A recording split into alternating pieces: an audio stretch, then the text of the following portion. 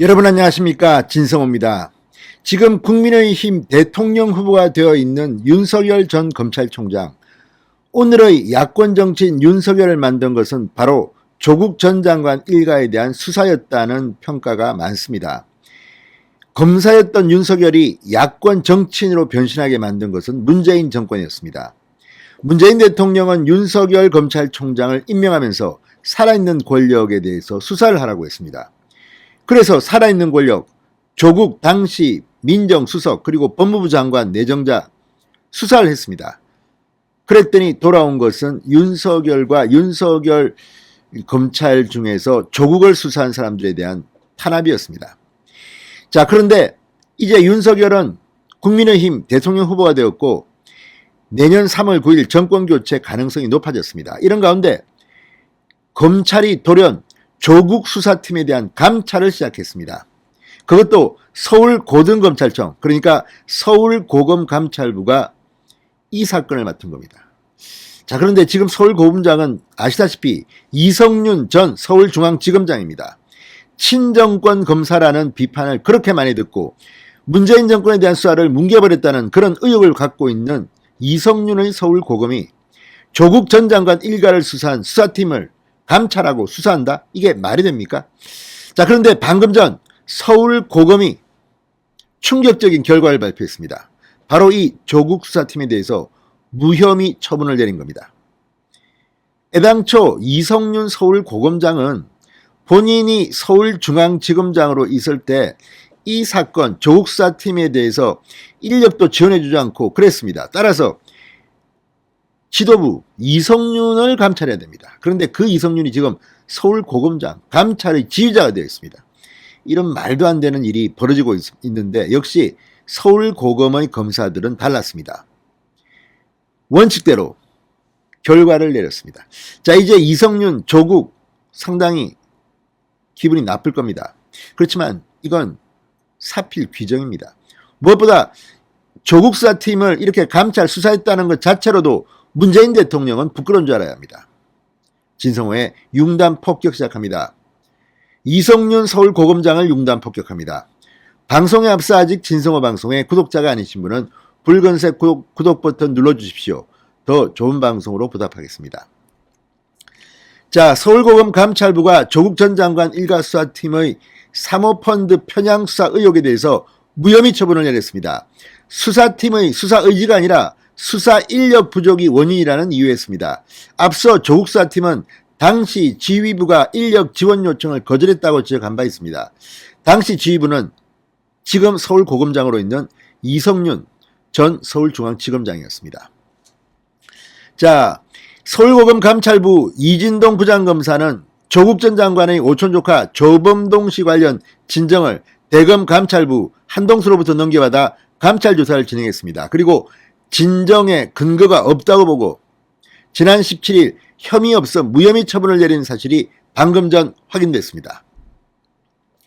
자, 서울고검은 사건 처리가 지연된 이유는 수사팀의 의식적인 포기가 아니었다. 방대한 사건에 비해 수사 인력 부족이 원인으로 밝혀졌다. 이에 수사팀의 직무유기 혐의가 인정되지 않아 무혐의 처분했다고 밝혔습니다. 이번 감찰은 사모펀드 운용사 코링크 PE를 운영한 조범동 씨가 자동차 부품업체 익성이 코링크 PE의 실소유주다. 지난 2019년 서울중앙지검이 사모펀드 의혹을 수사할 때 익성 관계자들에 대해서는 제대로 수사를 진행하지 않았다는 내용의 진정서를 내면서 출발했습니다.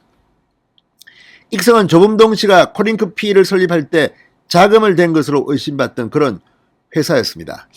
자, 민주당에서도 익성 수상을 강조하는 주장이 되풀이됐습니다. TBS 김어준의 뉴스공장에 출연한 김어준은 지난 2019년 전체 그림을 보면 주인공은 익성이다. 코링크가 익성 자금을 조달한 내용이 핵심이다. 익성을 압수수색해야 한다고 여러 차례 익성에 대한 수사를 촉구한 바 있습니다. 현재 익성 관계자들에 대한 추가 수사는 같은 검찰청 반부패 수사 일부 정용환 부장검사가 재배당받은 상태입니다.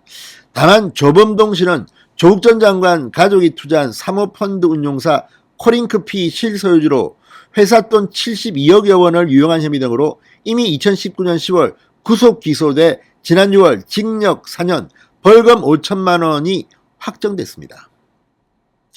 자, 당시 수사팀은 반대로 이렇게 말합니다. 당시 서울중앙지검 지휘부 등을 조사해야 한다.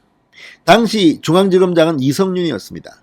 서울중앙지검장으로 수사팀 인력 배치와 배당과 수사 지휘를 맡았던 이성윤 현 서울고검장이 검찰을 지휘하는 것 자체가 모순이라는 비판이 법조계에서 나오고 있습니다. 자, 근데 이걸 보면 정말 문재인 대통령이 뭐 마음에 빚을 지고 있다 이렇게 공개적으로 밝힌 조국 전 장관 일가를 수사했다고 해서 이렇게 시간이 흘러서 조국 수사팀이 제대로 수사를 못했다고 감찰까지 한다? 그것도 이성윤이 당시 서울중앙지검장이었는데 이제 서울고검장으로 가서 서울고검감찰부가 이걸 감찰한다? 조사한다? 이런 말도 안 되는 짓거리를 하는 게 문재인 정권의 민낯입니까? 문재인 대통령부터 창피한 줄 알아야 됩니다.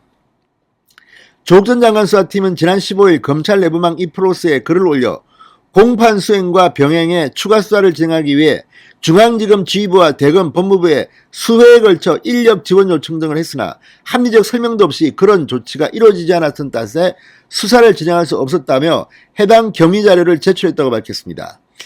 자, 그런데 이걸 보면 정말 이 검찰, 문재인 검찰 낯이 얼마나 두꺼운지 모르겠습니다. 자, 당시 대검 반부패 강력부장으로 조국 전 장관 일가 수사를 지휘했던 한동훈 사법연수원 부원장은 오늘 입장문을 냈습니다. 당연한 결론이다. 그러나 이미 이 검찰은 불순한 목적을 달성했다. 살아있는 권력에 대한 비리를 수사하면 끝까지 스토킹할 것이다. 이런 본보기를 보여 다른 검사들을 겁박한 것이다. 한동훈 검사장 말처럼 정말 이 정권 지독합니다.